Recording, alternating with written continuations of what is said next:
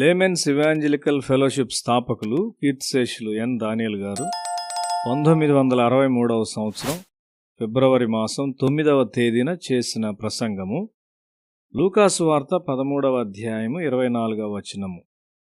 ఇరుకు ద్వారమున ప్రవేశింప పోరాడుడి. అనేకులు ప్రవేశింపజూతురు గాని వారి వలన కాదని మీతో చెప్పుచున్నాను.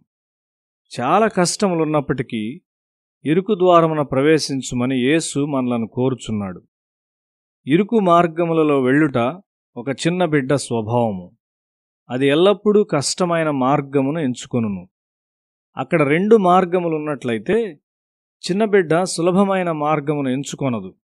అది ఇరుకు మార్గమును ఎంచుకొని ఇరుక్కొని ఉండును. దేవుని పిల్లలు అదే విధంగా ఎంచుకుంటారు. దేవుడు వారిని ఇరుక్కొనకుండా తీసుకొని వచ్చును.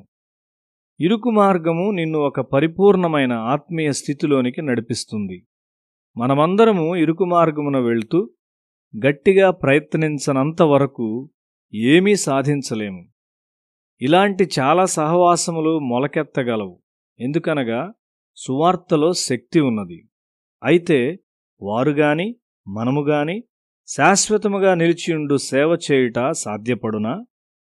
ఒక ఉన్నతమైన పనికై మనము ఎదుర్కొనబో బహిష్కరణ మరియు వ్యతిరేక విమర్శల కొరకు మనలను మనము కఠినముగా సిద్ధము చేసుకోవాలని దేవుడు కోరుచున్నాడు. నిలిచి ఉండుట మనకు సాధ్యపడునా? మనిషిలో ఒక పిరికి స్వభావం ఉన్నది. యేసు యెరూషలేమునకు వెళ్చున్నప్పుడు వారు ఆయన హెచ్చరించారు. అయితే యేసు ఇరుకు మార్గాన్నే ఎంచుకొన్నాడు. ఆయన ఎన్నడూ సామాన్యమైన మార్గాన్ని ఎంచుకోలేదు. ఆ మార్గమున మనం వెళుచున్నప్పుడు దేవుడు మనలను గమనిస్తూ ఉన్నాడు. అది సులభమైనది కాదు అని ఆయనకు తెలియను. ఒకసారి మా కళాశాల ద్వారము సమయమునకు ముందర మూసివేయబడినది. నా ప్రార్థన స్థలమునకు చేరుటకు దారి లేకున్నను నేను వెళ్ళాను.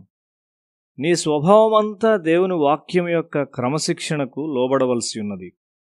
ఇరుకు మార్గమున వెళ్ళగలుగునట్లు మన అంతరంగ పురుషునికి శిక్షణను ఇవ్వవలసి ఉన్నది. నిన్ను నీవు క్రమశిక్షణలో ఉంచుకొనుటకు ప్రయత్నించు. కఠినముగా ప్రయత్నించు వారికి దేవుని పిలుపు వచ్చును. ఆ పిలుపు నీకు రావచ్చు. అయితే నీవు 5 బుద్ధిహీనులైన కన్యకల వలె విడిచిపెట్టబడతావా? నూనె లేకుండా దీపములు తీసుకుని వెంబడిస్తావా? నీవు వెనుక విడిచిపెట్టబడతావు. దృఢముగా నుండు స్త్రీలను కూడా దేవుడు కోరుచున్నాడు. మనము ముందుకు వెళ్ళుచుండగా ప్రజలు మనలను గమనించుచు మన పనిని పాడు చేయుటకు ప్రయత్నిస్తూ ఉంటారు. దేవుని కొరకు నీవు పనిచేయాలని కోరినట్లయితే నీవు కష్టపడి పనిచేయవలసి ఉన్నావు. నీ జీవనోపాధి కొరకు ఎక్కడో నీవు ఉద్యోగంలో చేరి ఉండవచ్చు. అప్పుడు నీవు కేవలము నీ పొట్ట కొరకు మాత్రమే జీవించున్నావా? లేక దేవుని కొరకు ఏదైనా కట్టుచున్నావా? ప్యూరిటన్ల ఉద్యమము ఒక గొప్ప ఉద్యమము. అక్కడ యవనస్తులు దేవుని విషయమై ఖచ్చితంగా ఉండేవాళ్ళు. స్పర్జన్ తన 18వ సంవత్సరంలో తన జీవితం యొక్క గొప్ప సేవ కొరకు బాగుగా సిద్ధపడినాడు. దేవుడు అతన్ని పిలువబోచున్నాడు. విట్ఫీల్డ్ మరియు జాన్ వెస్లీ కూడా సిద్ధపడినారు. దేవుని భయం గల తల్లిదండ్రులు లేకుండా అలాంటి పిల్లలు తయారవ్వలేరు. నీ కొరకు దేవుణ్ణి కార్యం జరిగించనిమ్ము. నీ కొరకు దేన్ని ఎంచుకొనవద్దు. నీ జీవితము దేవుని ద్వారా బాగుగా క్రమశిక్షణ చేయబడినదా? నేను నా విద్యార్థి దినములను జ్ఞాపకం చేసుకుని వాటిని బట్టి నేను ఆనందించు ఉన్నాను. ఇప్పుడు మన సంఘముల్లోనికి నిజమైన ఆత్మీయ జీవితమును తెచ్చుట మన లక్ష్యమై ఉన్నది. మనము జయిస్తూ ఉన్నామా? అయితే సాతాను ఆటంకపరచుటకు ప్రయత్నిస్తూ ఉంటాడు. నీవు ఒక సౌఖ్యమైన జీవితము మరియు సులభమైన జీవితం కొరకు ఉన్నావా? దేవుడు నీ నుండి ఒక ఉన్నతమైన సేవను కోరుచున్నాడు. నీ జీవితం యొక్క ప్రతి భాగము దేవుని వాక్యం యొక్క ప్రభావం క్రిందకు తీసుకుని రాబడవలసి ఉన్నది. ఒక నూతన పద్ధతిలో ప్రార్థించుట నీవు ప్రారంభిస్తావు. నీవు క్రొత్త దర్శనములను పొందుకుంటావు.